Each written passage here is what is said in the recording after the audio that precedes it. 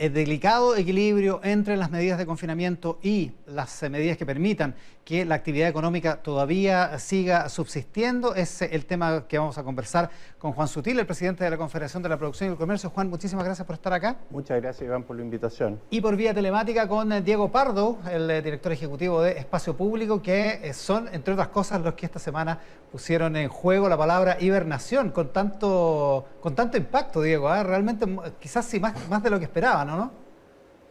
Bueno, sí, en cierto sentido sí. Buenas tardes, gracias por la invitación. Claro, es un éxito. Días todavía.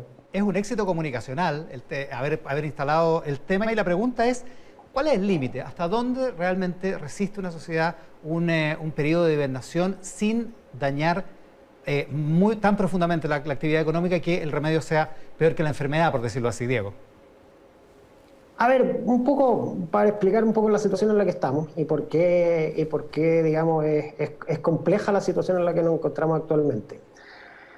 Lo que muestra, digamos, el Instituto de Sistemas Complejos de la Universidad de Chile, que mide la movilidad, ha estado midiendo la movilidad a nivel comunal en la ciudad de Santiago, lo que muestra es que la primera semana de cuarentena, la disminución de movilidad fue cercana a un 40%, o sea, disminuimos un 40% la movilidad en promedio en la ciudad. Eso es muy poco. Eso es muy poco respecto a las expectativas que uno hubiera tenido en una situación como esta. Si uno mira, digamos, lo que ocurría en otras partes del mundo, la expectativa hubiera sido más cercana al 70% o más, digamos. O sea, ya empezamos, digamos, con un piso inicial muy bajo. A eso se agrega que, digamos, esta situación ha ido empeorando a medida que la cuarentena se extiende y hoy en día, digamos, la movilidad en Santiago está al alza. ¿Eso por qué es problemático? Porque mayor movilidad significa más contagio y más contagio significa más demanda hospitalaria, digamos, en algún tiempo más. Digamos. Si no detenemos hoy, si no conseguimos bajar la movilidad de la ciudad, la curva de contagio va a seguir aumentando y eso va a significar mayor demanda hospitalaria y nuestro sistema hospitalario, digamos, ya eso, digamos, creo que todos lo sabemos, lleva muchas semanas funcionando a sobremarcha. Entonces, de alguna manera, lo que nosotros notamos fue que la idea de cuarentena se había desprovisto de significado, digamos, no tenía significado hoy en día. Y por lo tanto era necesario tratar de... nuestra intención era visibilizar este problema, el problema de la gran movilidad que tiene hoy en día durante cuarentena la ciudad de Santiago, y por eso utilizamos el concepto hibernación. Respecto a tu pregunta, yo creo que uno tiene que mirarlo desde la siguiente perspectiva. Estamos, por así decirlo, en un tranvía, ¿sí?, que va a arrollar a muchos ciudadanos.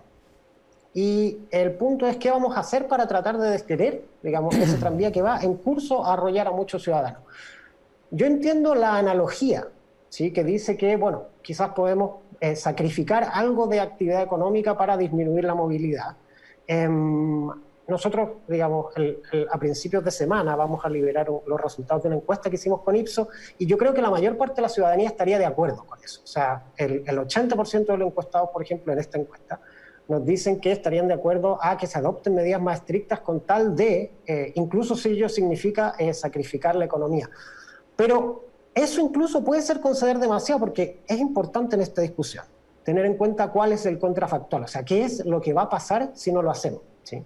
Entonces, el propio presidente del Banco Central decía que una medida de cuarentena más estricta podía suponer algo así como un 35-40% de disminución de la actividad económica, versus la actual, que era un 20 un 25%. ¿Sí? El punto es, el elemento central para entender el problema es que la dimensión temporal también importa.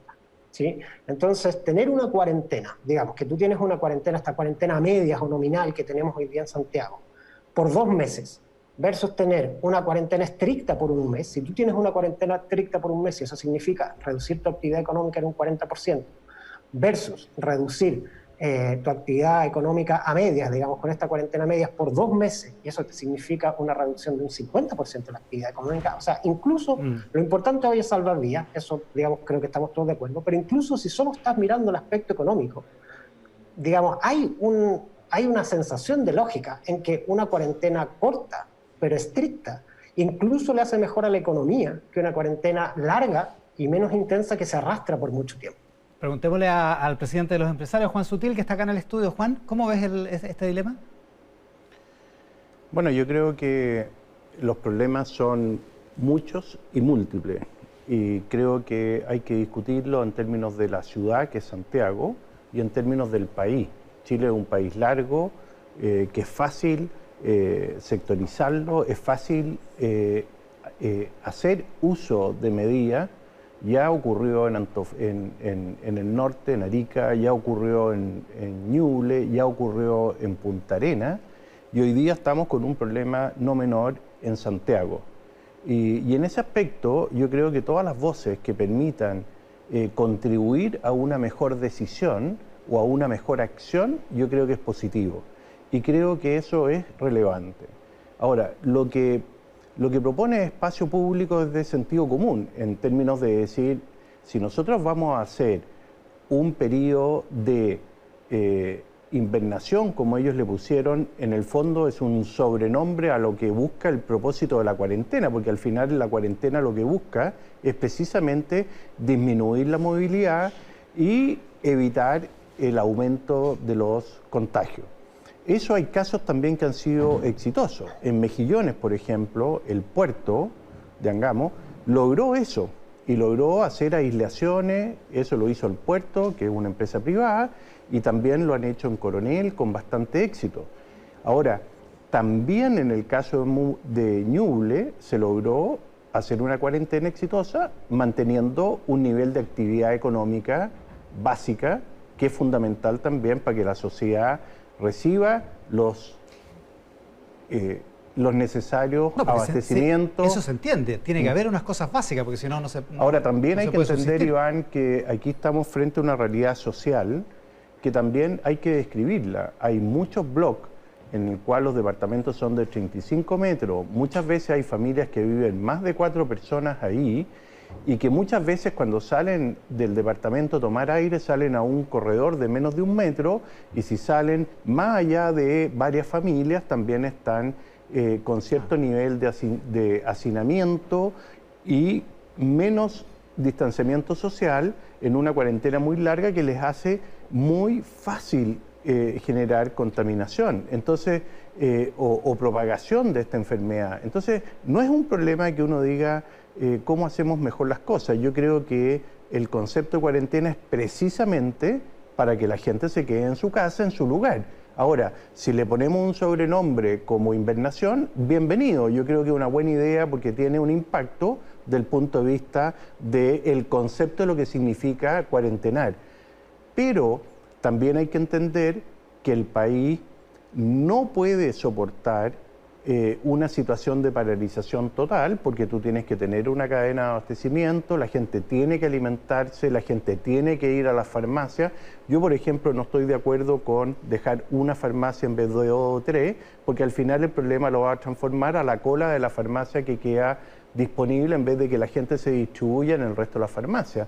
Entonces, al final, la pregunta es, ¿cómo vas tomando tú medidas que sean paulatinas, que permitan precisamente enfrentar la curva, disminuirla y no colapsar el sistema de salud, que dicho sea de paso, hasta el momento ha respondido bien? Es que a propósito de la descripción, Diego, que hace Juan Sutil, la verdad es que es un buen dilema. ¿Cómo hacer para que las medidas sean más efectivas o la cuarentena sea más efectiva, como tú describías? Sí, mira, yo creo que hay que tener un par de números que a mí me parecen interesantes. Hay dos posibles explicaciones de por qué la cuarentena no está funcionando. Digamos, uno es que de alguna manera la gente simplemente no la está respetando porque no quiere, digamos, porque tiene, por sus propias razones decide, salir sin permiso. Y otra es que de alguna manera, hay algo estructural en la manera en que estamos organizando la cuarentena que no está funcionando. Respecto del primer argumento, de nuevo te menciono un resultado que tenemos en nuestra encuesta, que vamos a liberar los resultados a principios de la próxima semana. Un 95% de las personas, declaran que salen con permiso, ¿sí? Eso es consistente, con los datos que se liberaron hace relativamente poco, donde, de todas las fiscalizaciones que se hicieron, solamente un 0,5% eran infracciones, O sea, el resto de la gente tenía permiso. Entonces, yo creo que lo primero que hay que instalar es la idea de que la gente sí está cumpliendo con el sistema. Entonces, si el sistema no es, o sea, si el sistema de permisos no está consiguiendo reducir la movilidad, no, yo creo que no es un tema de fiscalización ni de poner más multas, digamos, porque efectivamente lo está cumpliendo. Quizás en la manera en que está estructurado ese sistema hay un problema. Entonces, y yo en eso quiero, digamos, reflejar solamente un par de datos, digamos. El ministro Palacios decía el otro día que 2,3 millones de trabajadores están autorizados a trabajar en la ciudad de Santiago. La fuerza de trabajo en Santiago es cercana a 4 millones de personas. O sea, estamos hablando que un 60% de los trabajadores tendrían que ser esenciales. Eso a mí me parece que es un número demasiado grande. Que un 60% de los puestos de trabajo sean puestos de trabajo esenciales, me da la impresión de que el ejercicio por esencializar, digamos, hay trabajo por hacer ahí. En el mismo orden de ideas, la ley de suspensión del trabajo hoy en día está afectando a 700.000 trabajadores, ¿sí? O sea, lo que estamos diciendo es que por cada trabajador, por cada puesto de trabajo que se ha puesto en suspensión, de acuerdo con la ley de suspensión del trabajo, el triple, digamos, serían esenciales. O sea, hay el triple de trabajadores esenciales que versus los que se pueden suspender. Eso a mí me parece que son órdenes de magnitud que te hablan de que el sistema de esencializar la actividad económica tiene mucho trabajo por hacer. Es un tema. Es que yo creo que hay que tener cuidado con la cifra. A ver. Porque Diego dice, más del 50% de los trabajadores son esenciales. Puede ser. Lo importante es cuál es la movilidad social de la ciudad. Y Santiago y alrededores junta algo más de 7 millones de habitantes. Incluso hay algunas cifras que hablan de hasta 8 millones. Entonces, cuando tú estabas hablando de que la región metropolitana tiene 8 millones de ciudadanos, de los cuales 2 millones son esenciales, estamos hablando de un 25% de movilidad dentro de la estructura. Y yo entiendo que lo importante es definir el porcentaje de movilidad de la población en su conjunto. Probablemente puede ser quizás necesario apretar un poco ese limón para que en vez de 2 millones sea un poco menos. Quizás hay algunas actividades que podrían ser postergadas. Sin embargo, yo creo que también es importante hacernos cargo de que el país no puede paralizarse. El país requiere de cierto nivel de actividad. Y eso no quiere decir que Santiago no tome todas las medidas, que no se pongan todos los incentivos, que no se proteja a todas las familias como se está haciendo gracias a un acuerdo económico, social, importante, transversal, que habla muy bien de la política y que permite, de alguna forma, que eso pueda concluir y que una familia pueda recibir ingresos, tanto directos como indirectos, para juntar 400.000 pesos en una situación de este tipo que le permita hacer una cuarentena o bien, como dice Espacio Público, hacer una invernación responsable. Yo creo que nosotros tenemos que apelar a la responsabilidad de las personas y el mismo Diego está diciendo que hay un 95% de las personas que consideran que eso es importante. Por otro lado, también es relevante, si uno mira los ejemplos, por ejemplo, de España, yo lo he mirado muy seguido, he estado en contacto con los empresarios españoles, con la gente, y resulta que en España, no nos olvidemos que el 8 de marzo, el Día de la Mujer, andaban todos celebrando, se contaminaron, se contagiaron, y resulta que 8 de abril, 8 de mayo, 8 de junio, está volviendo a cierto nivel de normalidad, habiendo pasado una meseta durísima y habiendo tenido un problema. Entonces yo digo, bueno, nosotros tenemos que observar también lo que está pasando en otros países del mundo, independiente que es bien recibida, y creo yo, todas las opiniones para tratar de calibrar esto de la mejor forma posible, pero así todo nos ponemos todos de acuerdo y quizás nos vamos a equivocar igual, se han equivocado otros países.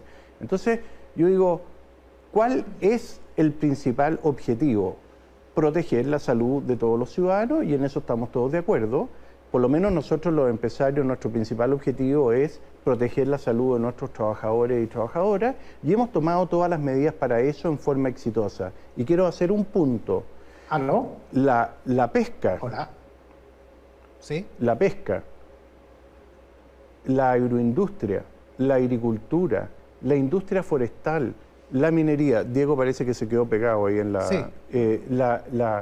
La minería, incluso algunas áreas de la construcción estratégica, la actividad portuaria, la energía, la que necesitamos, luz, agua, gas, está funcionando bien, los trabajadores se sienten protegidos en su actividad, se han hecho todas las medidas que son fundamentales. Se entiende que todo eso es esencial, digamos. Por supuesto que es esencial. O sea, imagínate tú sin luz en tu casa, claro, sin alimento en tu casa.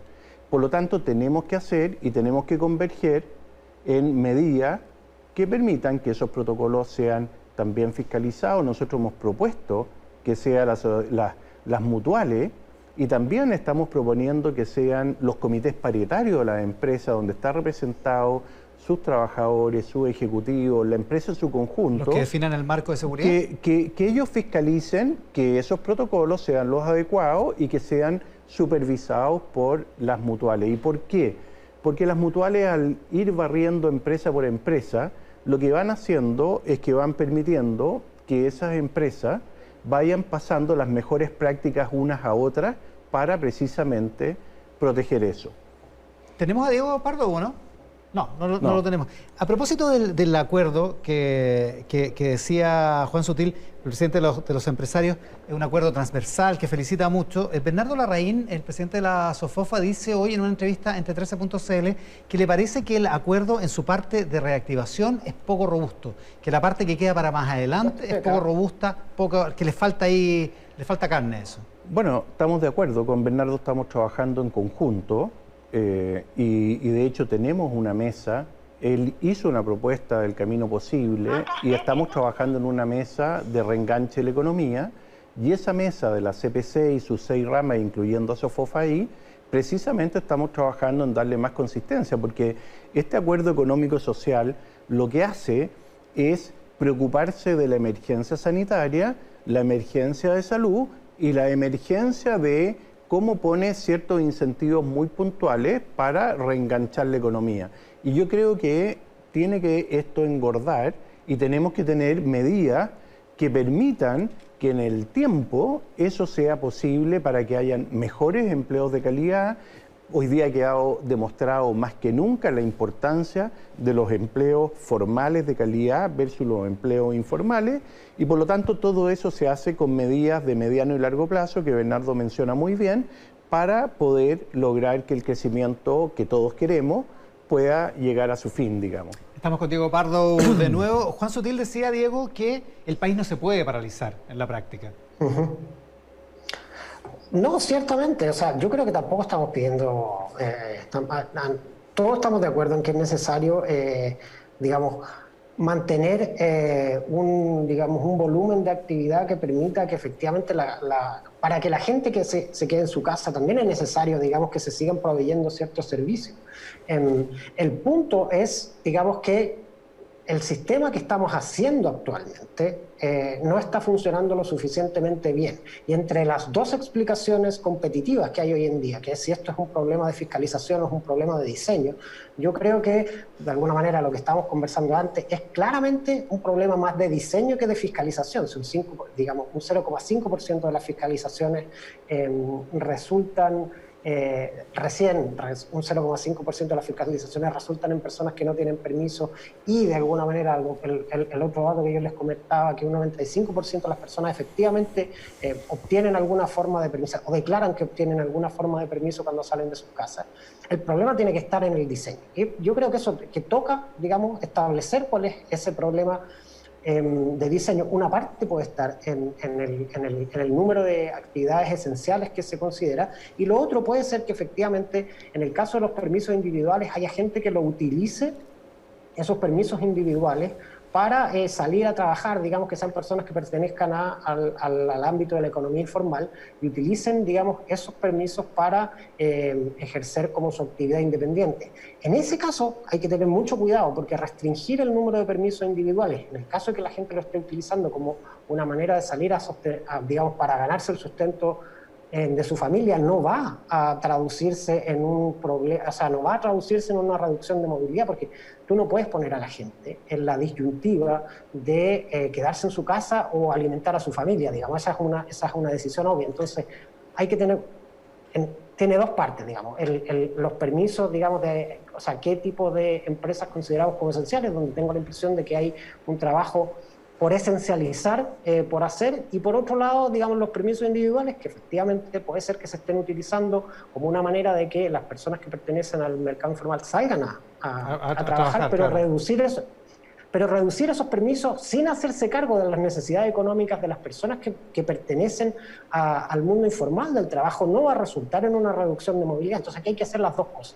Y en eso yo creo que hay una muy buena noticia de alguna manera, que fue que este paquete de ayuda económica que ustedes estaban conversando antes de que a mí se me cortara la conexión, fue, digamos, tramitado rápidamente en el Congreso. Eso es muy bueno, digamos, eso habla, digamos, de una capacidad de reacción de nuestro sistema político para ponerse las pilas con estas soluciones, y yo creo que eso es bien importante. Ahora lo que toca es implementarlo lo antes posible, para que, de alguna manera, si efectivamente estamos haciendo llegar a ayuda económica, bueno, en ese caso también podemos restringir un poco más los permisos que estarían facilitando a las personas que pertenecen al mundo informal salir a trabajar. ¿Ustedes estarían disponibles, Juan, a revisar la lista de empresas que son esenciales? Porque incluso hay denuncias de algunos que cambiaron el giro para quedar dentro de empresas esenciales, algunos empresarios.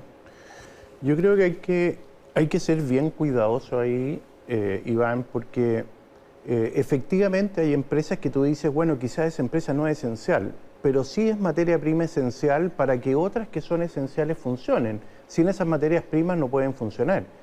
Por ejemplo, en el sector agrícola, todo lo que es el soporte fitosanitario, los fertilizantes, sin ellos tú no puedes sembrar el trigo, no puedes hacer el cultivo, no puedes podar los árboles de manzano, y suma y sigue. En el caso de la minería es esencial porque es el soporte de la billetera fiscal. Si aquí entendamos bien, el Estado es quien distribuye, pero no es quien provee.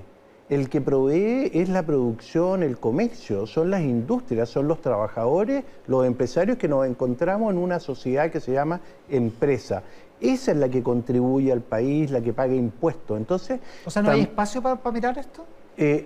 Yo creo que hay espacio en algunas cosas. Yo creo que cirugía menor, por supuesto que se puede hacer. Si ya, pero propósito, menor, no es marginal, no es... Es que yo creo que ya se ha hecho gran parte, o sea, no es menor. Tenemos 400.000 personas paradas en la industria de restaurantes, la industria del turismo, la hotelería. Tenemos también todo el comercio, que hay 1.400.000 personas que están, muchos de ellos, salvo el pequeño comercio, que funciona, que es fundamental para el barrio, pero el resto no está funcionando. No hay ningún mall en Chile que esté funcionando. ¿Y cuánto tiempo más aguanta la economía en estas condiciones? Mira, yo creo que los cálculos que ha hecho los economistas, los 16 economistas transversales con los cuales nos hemos reunido en más de una oportunidad en la CPC y todos los presidentes de rama, eso determina un cierto marco, y ese marco es cuánto el país puede seguir endeudándose, y el consenso es del orden del 45% del PIB. Pasado eso, tenemos un riesgo, perdemos clasificación, y cuando tú quieres comprar una casa o una persona quiere tener una vivienda social, no va a poder hacerlo porque va a tener un costo mayor en su costo financiero, y eso son valores que son importantes. Por lo tanto, yo creo que hay poco espacio. Lo que sí, Diego tiene mucha razón, y Espacio Público tiene mucha razón, cuando dice que efectivamente mientras más concentrado sea el impacto de esta meseta, obviamente más fácil, más rápido va a ser la recuperación y el retorno al proceso económico. Entonces, yo creo que al final, como todas las cosas, requiere de ir haciendo, o aunque parezca una locura lo que voy a decir, ir adecuando las medidas para tratar de apuntarle lo mejor posible en el propósito final. Y las medidas tienen que ser paulatinas, no pueden ser extremas de lado y lado, y tienen que ir jugando un rol que permita los objetivos que todos estamos buscando. Diego Pardo, una última pregunta antes de que terminemos este segmento. Tuvimos una polémica en el espacio anterior, en el bloque anterior del programa, respecto de si se podían contar los algo de así como 3.000 y tantos muertos probables que informó ayer el gobierno a la cifra de fallecidos por COVID-19. En opinión de ustedes, ¿qué se debe hacerse esa suma? ¿Es razonable hacerla y fijarla en algo más de 7.000 muertos, lo que contamos hasta ahora trágicamente por esta enfermedad? Es que yo creo que uno tiene que distinguir dos usos diferentes de la información, y esto es algo que, digamos, lamentablemente es un error que, digamos, en el que hemos recaído varias veces. La información tiene distintos usos. La información legal, por ejemplo, ¿qué personas tú vas a considerar fallecidos por COVID para efectos legales, qué sé yo, sus seguros de salud o lo que sea? Ese es un tema y eso va a tardar meses en resolverse.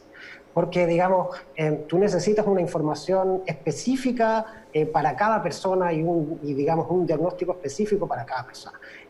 La información que estamos hablando ahora es para tratar de dimensionar el problema de política pública que tú tienes entre manos. Claro. Y para esos efectos, para tratar de dimensionar cuál es el problema de política pública que tú tienes entre manos, lo que recomienda la Organización Mundial de la Salud y lo que han sido las buenas prácticas de los países que han pasado por esto antes de nosotros es efectivamente sumar esa cantidad en la periodicidad que sea, porque tienen tiempos distintos de medición, entonces no se puede reportar todos los días, pero lo razonable es considerar esa cantidad agregada para efectos de lo que estamos hablando ahora, que es tratar de dimensionar adecuadamente la magnitud del problema y la magnitud de la epidemia que estamos viviendo. Diego Pardo, director ejecutivo de Espacio Público, Juan Sutil, presidente de la Confederación de la Producción y el Comercio. Les agradezco muchísimo haber estado en esta conversación. Juan, muchísimas gracias por estar acá. Muchas gracias, Iván. Muy buenos días. Gracias, Diego. Buenos días. Gracias a ustedes también. Chau, chau. Nosotros nos vamos a una pausa acá en Mesa Central. Lo hacemos por la pantalla del 13, también por Tele 13 Radio en simultáneo.